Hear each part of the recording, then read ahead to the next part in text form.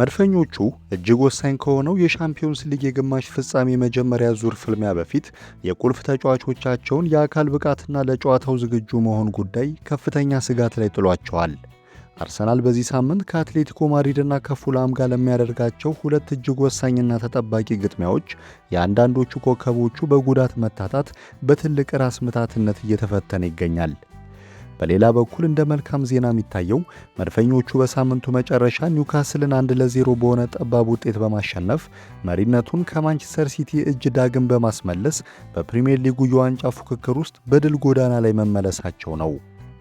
የሚኬል አርቴታ ስብስብ በሳምንቱ መጨረሻ ያገኘውን ወሳኝ ድል እንደ ትልቅ መነሳሳት በመጠቀም ረቡዕ ምሽት በሪያድ ኤር ሜትሮፖሊታኖ ስቴዲየም ለሚደረገው የአውሮፓ ሻምፒዮንስ ሊግ የግማሽ ፍጻሜ የመጀመሪያ ዙር ፍልሚያ ከአትሌቲኮ ማድሪድ ጋር ይፋጠጣሉ። መድፈኞቹ በስፔን ምድር በሚያደርጉት በዚህ ጨዋታ ውጤታማ ሆኖ ለመውጣት ብርቱ ዝግጅት እያደረጉ ይገኛሉ። ከዚህ ታላቅ ጨዋታ መልስ ደግሞ ቅዳሜ ዕለት የለንደን ተቀናቃኛቸውን ፉላምን በኤምሬትስ ስቴዲየም የሚያስተናግዱ ሲሆን ይህ ጨዋታ ለፕሪሚየር ሊጉ የዋንጫ ሽሚያ እጅግ ወሳኝና አስፈላጊ መሆኑን የቀድሞ ኮከብ ፖል ሜርሰን ስጋቱን ገልጿል። ይሁን እንጂ አርቴታ በጉዳት ዜናዎች ረፍት አጥቷል።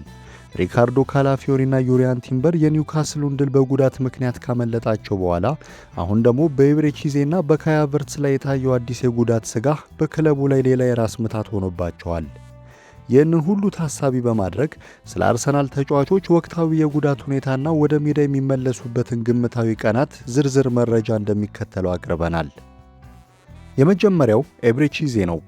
በቅርቡ ከነበረበት የባት ጡንቻ ጉዳት አገግሞ ወደ ሜዳ ተመልሶ የነበረው ኢዜ በኒውካስሉ ጨዋታ በሁለተኛው አጋማሽ መጀመሪያ ላይ በድጋሚ ሜዳውን ለቆ ለመውጣት መገደዱ ብዙዎችን አስግቷል። የቀልጣፋ አጥቂ አማካይ ለረቡዕ ምሽት የአትሌቲኮ ማድሪድ የሻምፒዮንስ ሊግ ወሳኝ ግጥሚያ በጡንቻ ጉዳት ምክንያት መሳተፉ አጠራጣሪ ቢሆንም እሱ ግን ሁኔታው እንደማያሰጋውና ዝግጁ እንደሆነ በልበ ሙሉነት ተናግሯል። ኢዜ ለስካይ ስፖርትስ በሰጠው መግለጫ ያለበትን ሁኔታ እንዲህ ሲል አስረድቷል። ደህና ነኝ፣ ምንም የሚያሰጋ ነገር የለም። ከሜዳ የወጣሁት ለጥንቃቄ ሲባል ብቻ ነው። ጉዳቱ እንዳይባባስና የከፋ ነገር እንዳይከሰት በመፈለጌ እንጂ ለቀጣይ ጨዋታዎች ዝግጁ ሆናለሁ። በመሆኑም ተጫዋቹ ራሱ በሰጠው ማረጋገጫ መሰረት ምንም እንኳን የሕክምና ቡድኑ ክትትል ባይቋረጥም ለዛሬው ጨዋታ የመሰለፍ ተስፋው ሰፊ ነው። ሁለተኛው ካይ ሃቨርትዝ ነው። በኒውካስሉ ጨዋታ ላይ ልክ እንደ ኤብሬቺዜ ሁሉ ካይ ሃቨርትዝም በጡንቻ ጉዳት ምክንያት ከሜዳ ለመውጣት የተገደደ ሲሆን በጨዋታው ላይ መቆየት የቻለው ለ33 ደቂቃ ብቻ ነበር። ይህ አጋጣሚ ተጫዋቹ ረቡዕ ምሽት በስፔን መዲና ማድሪድ በሚደረገው ታላቅ ፍልሚያ የመድፈኞቹን የፊት መስመር ይመራል ተብሎ ሲጠበቅ አሁን ላይ ተሳትፎ አጠራጣሪ እንዲሆን አድርጎታል። ሚኬል አርቴታ ከጨዋታው በኋላ በሰጠው ጋዜጣዊ መግለጫ ላይ ስለ ሃቨርትዝና ኢዜ ሁኔታ ሲናገር ጉዳቶቹ መጠነኛ የጡንቻ መሸማቀቅ ናቸው ብሏል። አርቴታ ሃቨርትዝ ለምን ቀድሞ ሊወጣ እንደቻለ ሲያብራራም ትንሽ የህመም ስሜት ነበረው፣ ምን ያህል ከባድ እንደሆነ ግን እስካሁን አላወቅንም። ሆኖም ግን ጉዳቱ ያን ያክል ከባድ አይመስልም። እሱ ጉዳቱን የገለጸበት መንገድም ቢሆን ያን ያክል የሚያሰጋ አይደለም። ይሁን እንጂ የሕክምና ውጤቱን በትዕግስት መጠበቅ ይኖርብናል ሲል ገልጿል። አሰልጣኙ አክሎም ጉዳቱ በጣም ከባድ ነው ብለን አናምንም። ለረቡዕ ጨዋታ ዝግጁ መሆን አለመሆናቸውን ግን አሁን ላይ መናገር ይቸግረናል በማለት ተጫዋቹ እንዲያገግሙ ያለውን ተስፋም ገልጿል። ስታንዳርድ ስፖርት ከጉዳቱ ጋር በተያያዘ ባወጣው ትኩስ መረጃ መሰረት ካይ ሃቨርትዝ በሜትሮፖሊታኖ ስቴዲየም ከአትሌቲኮ ማድሪድ ጋር የሚደረገው የአውሮፓ ሻምፒዮንስ ሊግ የመጀመሪያ ዙር ፍልሚያ እንደሚያመልጠው አረጋግጧል። ምንም እንኳን ይህ ዜና ለመድፈኞቹ ደጋፊዎች መርዶ ቢሆንም ክለቡ ግን ተጫዋቹ ፈጣን ማገገም አሳይቶ በውድድር ዓመቱ ማጠቃለያ በሚደረጉት ወሳኝ የዋንጫ ሽሚያ ጨዋታዎች ላይ ደርሶ ቡድኑን ይረዳል የሚል ጽኑ እምነት አለው። ወደ ሜዳ የሚመለስበት ግምታዊ ቀን ግንቦት ነው። ሶስተኛው ሪካርዶ ካላፊዮሪ ነው። ጣሊያናዊው የግራ መስመር ተከላካይ ሪካርዶ ካላፊዮሪ ሚያዝያ 7 ቀን በአውሮፓ ሻምፒዮንስ ሊግ ከስፖርቲንግ ሊዝበን ጋር በነበረው የሩብ ፍጻሜ መጀመሪያ ዙር ጨዋታ ላይ ሙሉ 90 ደቂቃ ተሰልፎ መጫወት ቢችልም ከዚያ ጨዋታ በኋላ ግን ለአርሰናል በድጋሚ ሳይሰለፍ ቆይቷል። ለዚህ ተሰጥኦ ያለው ተከላካይ የዘንድሮ የውድድር ዘመን በጉዳት ምክንያት እጅግ አሰልቺና ተስፋ አስቆራጭ ሆኖበታል። በተለይም ከታህሳስ ወር መጀመሪያ አንስቶ በፕሪሚየር ሊጉ ላይ 2 ተከታታይ ጨዋታዎችን በቋሚነት ለመጀመር ሳይችል ቀርቷል። ባለፈው የሳምንቱ መጨረሻ በኒውካስሉ ጨዋታ ላይ ወደ ቡድኑ ስብስብ ይመለሳል ተብሎ ትልቅ ግምት ተሰጥቶት የነበረ ቢሆንም በድጋሚ ከስብስቡ ውጭ ሆኖ ለማሳለፍ ተገዷል። ሆኖም ግን አሁን ላይ ያለው መረጃ እንደሚያመለክተው ቡድኑ ወደ ስፔን ለሚያደርገው ጉዞ ከስብስቡ ጋር የመካተት ሰፊ ዕድል አለው። ሚኬል አርቴታ ስለ ተጫዋቹ ሁኔታ ሲያብራራ እንዲህ ብሏል። ለመመለስ በጣም ተቃርቦ ነበር። ነገር ግን ከጉዳት እያገገሙ ያሉና በተወሰኑ ደቂቃዎች ወይም አጋጣሚዎች ላይ ብቻ ማገልገል የሚችሉ ተጫዋቾች አሉን። በቡድን ውስጥ የምንፈልገውን ውጤት ለማምጣት ስብስባችንን ሚዛናዊ በሆነ መልኩ መያዝ ይኖርብናል ሲል የተጫዋቹን ሁኔታ በጥንቃቄ እየተከታተሉት መሆኑን ገልጿል። አራተኛው ዩሪያን ቲምበር ነው። ይህ ሁለገብ ተከላካይ ለመድፈኞቹ የመጨረሻውን ጨዋታ ካደረገ አሁን ከአንድ ወር በላይ ተቆጥሯል።